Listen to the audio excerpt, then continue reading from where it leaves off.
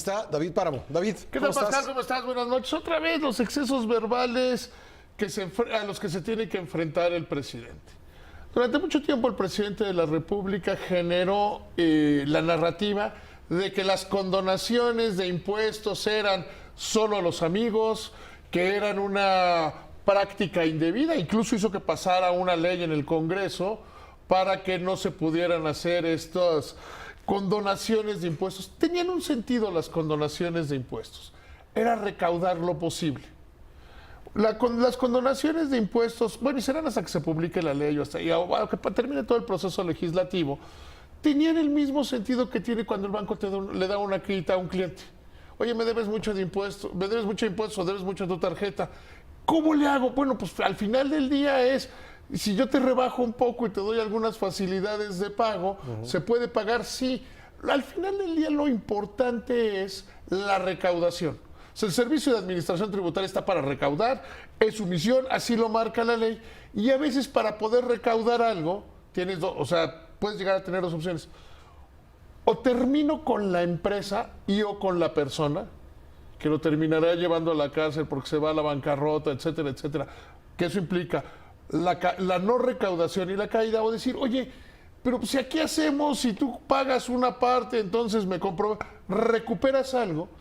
Este gobierno dijo, no, nosotros no queremos eso porque nos parece mal, con esa narrativa, esa insistente narrativa en decir, era para los amigos, para las grandes empresas, etcétera, etcétera, etcétera. Mañana, y adelanto lo que va a ser la primera plana de Excelsior, mañana, porque el Servicio de Administración Tributaria dio a conocer la lista, dijo, a ver, ¿quieren transparencia? Ahí les va la lista.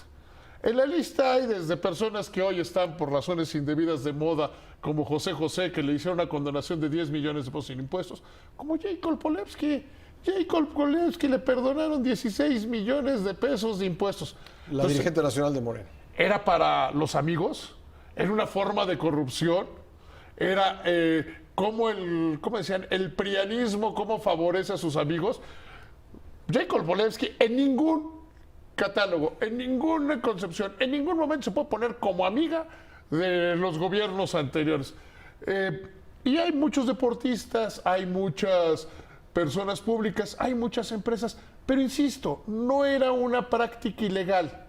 Incluso tampoco era una práctica... ¿Hubo favoritismos? Yo diría que no, porque era lo que iba. Había procedimientos, Pascal.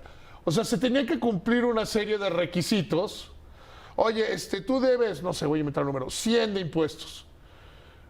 ¿Qué te parece si me pagas ahorita 80, te comprometes a pagarme, me pagas 80 ahorita y te comprometes a pagarme ya siempre bien? Pues esa es una práctica correcta, no era una práctica indebida. Entonces, a partir de que se da a conocer por el Servicio de Administración Tributaria esta lista, queda claro que no era el cochinero, no era la trampa, no era eso que se creó en el imaginario popular, de decir, no, es que nada más a las grandes empresas, a los amigos, a los seguidores de PM. No era así. Ahora, ¿cómo van a explicar lo de Jacob? Es que se cae el discurso. O sea, se cae totalmente el discurso. Tú dices, oye, mi discurso era que era indebido. ¿No decía el presidente que si no era ilegal era inmoral, por lo menos? Entonces, ¿cómo va a explicar Jacob que recibió un beneficio que si no era ilegal era inmoral en palabras del presidente?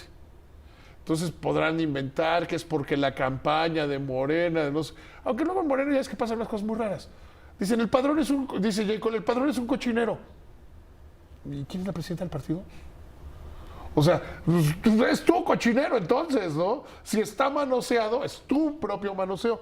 Entonces yo creo que lo que viene a dejar claro y viene a limpiar no sé qué tanto y no sé qué tanto alcance, muchas reputaciones de la gente que en el SAT cumplía. Había un procedimiento, no era automático, no era un acto de capricho, era un acto que se cumplían ciertos requisitos, había la posibilidad, porque estaba en la ley. A ver, ¿lo compararías con cuando, por ejemplo, el gobierno capitalino dice, pues a todos aquellos que no hayan pagado el predial les vamos a hacer una quita? Si tú vienes, como lo hizo el Estado de México recientemente, oye, viene el cambio de placas, si vienes ahorita no te cuesta, si vienes en tal mes te cuesta un poquito menos. Ese tipo es paramétrico, no es un tema que viniera total y absolutamente aislado. O sea, es simple y llanamente pues, algo que ¿Y se qué hace efecto que va a no- tener que por ley ya no se pueda hacer esto? que va a haber mucha gente que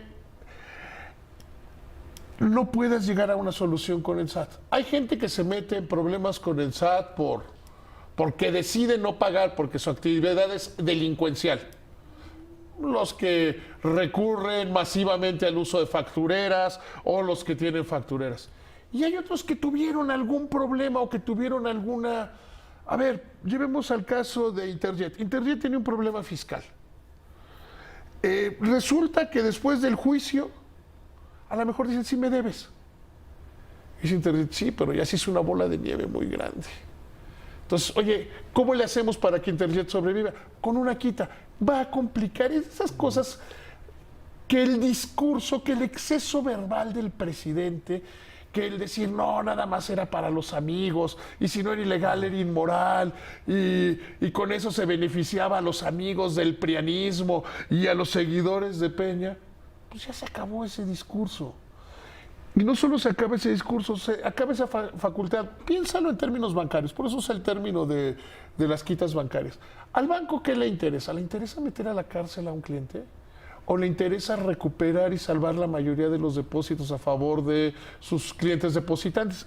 La segunda. ¿Qué es más importante para el fisco? ¿Meter empresarios a la cárcel, cerrar empresas o recaudar la mayor cantidad posible? Eso se usaba, insisto, en condiciones especiales bajo parámetros determinados. Si no se va a hacer ahora, pues se vuelve más difícil y no va a aumentar la recaudación por esa vía. Creo que se tiene que hacer un trabajo de mucho mayor inteligencia.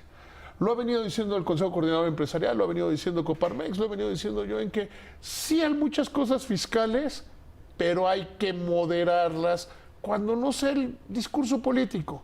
La decisión de acabar con la condenación parte de una creencia política alentada por el exceso verbal del presidente de decir que era una práctica indebida. Que no lo era. No era ilegal. No era discrecional. Y ahora se cierra esa puerta. Y hoy que conocemos la lista vemos que pues no era para los amigos. El simple hecho de que Jacob Polevsky esté con una quita de 16 millones de pesos deja claro que no era para los amigos, que era incluso para los enemigos. Pascal, muy buenas noches. Muchas que te vaya gracias, muy David. bien. Muy amable.